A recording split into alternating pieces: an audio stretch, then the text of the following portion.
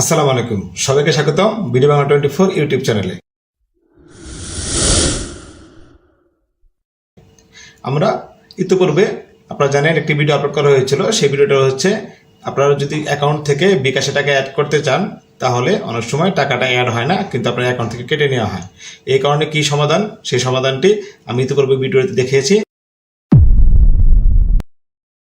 তো সেখানকার কথা বলে রেখেছিলাম যে আপনার শুধু অনেক সময় দেখা যায় আপনার অ্যাকাউন্ট থেকে বিকাশে নয়, আপনার যে এটিএম কার্ডটি রয়েছে সেই এটিএম কার্ড থেকে আপনি বিকাশে অ্যাড করতে গিয়েছেন, সেক্ষেত্রে আপনার টাকাটা আপনার ব্যাংক থেকে কেটে নেওয়া হলেও বিকাশে যোগ হয়নি। আপনি অনেক সময় দেখা যায় এই বিষয়টি কাস্টমার কেয়ারে আপনি জানিয়েও সমাধানটি পান না।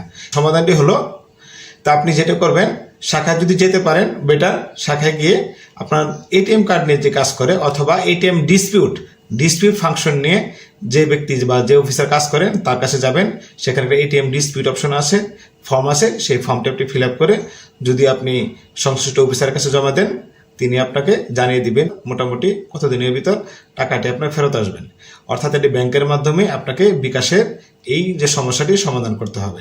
যদি আপনার নিজের শাখায় আপনি যেতে না পারেন ফিজিক্যালি, তাহলে চেষ্টা করবেন যোগাযোগ করে কিভাবে কাজ করা যায়। যদি যোগাযোগ করার কোনো ওয়ে থাকে, অর্থাৎ মোবাইল নাম্বার অথবা ইমেল অ্যাড্রেস, যদি যোগাযোগ না করতে পারে তাহলে আপনি যে জায়গায় অবস্থান করছেন তার আশেপাশে কোনো সোনালী ব্যাংকে গিয়ে সেখানে এটিএম ডিসপিউটের ফর্মটি নিয়ে ফিল আপ করে আপনি আপনার সংশ্লিষ্ট যে শাখা রয়েছে সেই শাখাটিতে পাঠিয়ে দেওয়ার জন্য আপনি ওই শাখার ম্যানেজারকে অনুরোধ করবেন।